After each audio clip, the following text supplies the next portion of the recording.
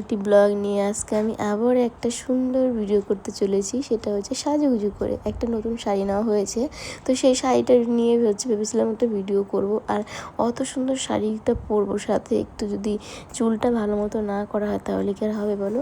তো আমি তো সেরকম কোনো হিট দিয়ে কিছু চুল কোনো কিছু করি না, সে স্ট্রেট হোক বা কার্লি হোক, আমি ন্যাচারালি করতে ভালোবাসি। আর এর জন্য কিন্তু এই বেনুনিটা করে রেখেছিলাম।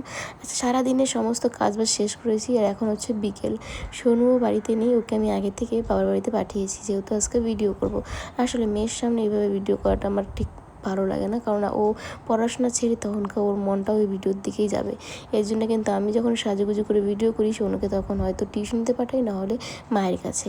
আর এমনি যখন নর্মালভাবে ভিডিও করি তখন তো মেয়ের সামনেই করতে পারি, কিন্তু সাজুগুজু করা ভিডিওগুলো আমি চাই ও এভাবে না দেখুক, তাহলে ওর মনের মধ্যে পড়াশোনার বদলে এই ভিডিওর চক্করটাই পড়ে যাবে। তো দেখো, এখানে আমি সুন্দর শাড়িটা পরে নিয়েছি। কেমন লাগছে বলো শাড়িটা? সত্যি অনেক দিন থেকে এই শাড়িটা নেওয়ার ইচ্ছা ছিল, আর ফাইনালি এই শাড়িটা এখন আমার কাছে। সত্যি শাড়িটা পরে দারুণ লাগছিল আমার। এরকম পাতলা শাড়িগুলো পরতেই আমার বেশি ভালো লাগে। তো এদিকে তো শাড়ি পরা হয়ে গেছে, একটু মেকআপ না করলে হয়। মেকআপ বলতে কি, শুধু ক্রিম আর হচ্ছে একটু লিপস্টিক, সাথে আইলাইনার নেবো আজকে। আর কয়েকটা নতুন জিনিস নিয়েছি, অনলাইন থেকে কিনেছি, সেগুলো শেয়ার করা হয়নি, সেগুলো দিয়ে আজকে রেডি হব। তো দেখো এত সুন্দর শাড়িটা পরেছি, আর এই দেখো রেডিও হয়ে নিলাম। কেমন লাগছে অবশ্যই জানাবে। এখন শুধু চুলটা খোলা বাকি ছিল, তো ভাবলাম কানেরটাও চেঞ্জ করে নিই, তাহলে হয়তো আর একটু বেশি ভালো লাগবে, মানে শাড়িটার সঙ্গে আর কি মানাবে। আর এখানে দেখো পুরো এক বক্স ভর্তি কানের দুল, যেগুলো আমি কখনোই সেভাবে পরি না।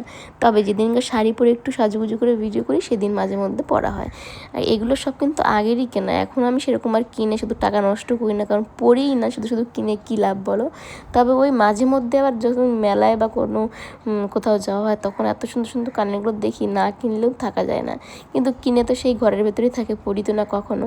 তাই মাঝে মধ্যে একটু পরতেও হয় না, ওদের কিনে রেখেছি, না পরলে হয়। তারপর ভাবলাম একটু আজকে চুড়িও পরে নিই, তো একটু চুড়িটা পরে নিলাম, কত সুন্দর লাগছে। এখন হচ্ছে পালা হচ্ছে চুলটা খোলার, কারণ চুলটা না খোলা পর্যন্ত মানাচ্ছেই না। তো এখন হচ্ছে চুলটা খুলে নিচ্ছি।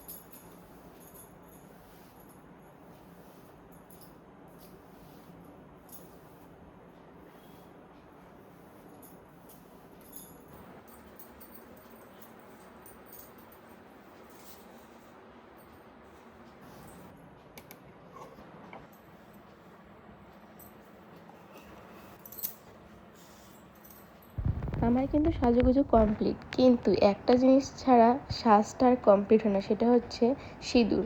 আমরা যারা বিবাহিত আর কি, তাদের কিন্তু যতই মানে সুন্দর করে সাজা হোক না কেন, সিঁদুরটা যদি ভালো মতো না দেখা যায়, সাজটা কিন্তু একদমই ইনকমপ্লিট, তাই না? তো এখন এই যে সব কিছুই ঠিক আছে, কিন্তু সিঁদুরটা একদম আবছা আবছা হয়ে আছে, এই জন্য মানাচ্ছেই না। তাই চুলটা ভালো মতো আঁচড়ে নিয়ে মাঝখানটা সিঁথিটা বের করে নিলাম। আমি তো সবাই মাঝখানে করি না, এর জন্য আমার সিঁথিটা ওরকমই। তো এখন সিঁদুরটা পরে নিচ্ছি। আর দেখো এখন কিন্তু মানে সিঁদুরটা যে ফুটে উঠেছে, এই জন্য কিন্তু বেশি ভালো লাগছে। যতই সাজগুজ করা হোক না কেন, বিয়ের পরে সিঁদুর না পরলে একদমই কিন্তু মেয়েদের ভালো লাগে না। তবে হ্যাঁ, অনেকে আবার এতটা আধুনিক হয়েছে যে তাদের কাছে নাকি শাঁখা সিঁদুর পরলে মানে আগেকার দিনের মতো মনে হয়, এর জন্য হচ্ছে তারা এখন শাঁখা সিঁদুর পরাই ছেড়ে দিয়েছে। তো আমার কাছে এটা কিন্তু একদমই মনে হয় না। আমার মনে হয় যে আমরা যারা বাঙালি, তাদের বিয়ের পরে শাঁখা সিঁদুরের যে সৌন্দর্যটা ফুটে ওঠে, সেটা যতই মানে দামি দামি ড্রেস পরো, জিন্স টপ পরো, যাই পরো না কেন, কিন্তু ওই শাড়ির সাথে শাঁখা সিঁদুর বা যে কোনো ড্রেসের সাথে শাঁখা সিঁদুর না পরলে বিয়ের পরে একদমই কিন্তু মেয়েদের সৌন্দর্য ফোটে না। কিন্তু অনেকের কাছে এটা আবার অন্যরকম ভাবনা। যতই গয়নাগাটি পরো না কেন, শাঁখা সিঁদুরের দাম কিন্তু সব থেকে উপরে, তাই না?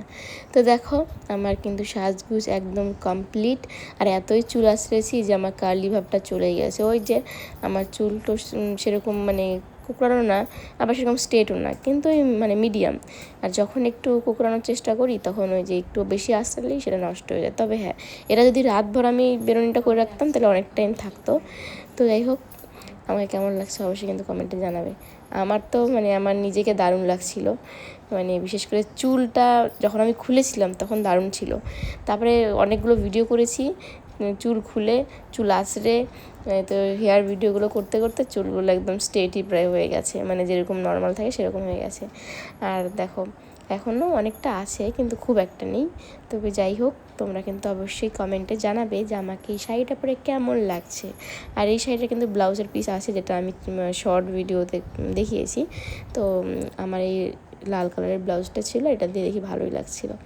এই ভিডিওটা কিন্তু না হলেও 5-6 দিন আগের, শরীরটা বেশি ভালো ছিল না বলে এডিট করতেই পারছিলাম না। আর অনেকগুলো ভিডিও জমে আছে, তাই আজকে ভাবলাম ভয়েসগুলো দিয়ে ভিডিওগুলো পুরো এডিট কমপ্লিট করে দেই। আর আমার গলার ভয়েসটা শুনে হয়তো বুঝতেই পারছো, ভয়েসটা চেঞ্জ হয়ে গেছে। আসলে আমার জ্বর, সর্দি, কাশি মানে সব একসাথে লেগেছে। তাও ভাবলাম ভিডিওগুলো এডিট করে মোবাইলটা ফাঁকা করি। কদিন ধরে বড় ব্লগ আপলোড করতে পারছি না, কোনো ভিডিওই মানে এডিট করা নেই বলে।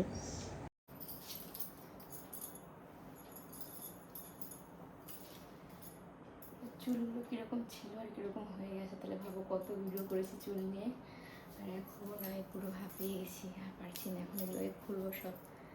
আর 6টা বেজে গেছে, 4টা থেকে 6টা 2 ঘন্টা লেগেছে। 8 ঘন্টা তো লেগেছে রেডি হতে, আর 1.5 ঘন্টা লেগেছে ভিডিওর পেছনে, যেখানে 8 ঘন্টা শুধু ক্যামেরা অন অফ করতে লেগেছে, আর বাকি 1 ঘন্টায় ভিডিও করেছি। একা একা তো এই মতো একটা টাইম লাগে, গরমের অবস্থা শেষ। একা একা কতটা খাটনি করতে হয়। এখন এগুলো সব গোছাবো, ভাত খাবো, তারপরে সন্ধ্যাবাতি দিয়ে ওই বাড়িতে যাবো। সারাদিন মেয়েটা ওই বাড়িতে আছে এই শুধু ভিডিওর জন্য। পুরো হাঁপিয়ে গেছি, পারছি না।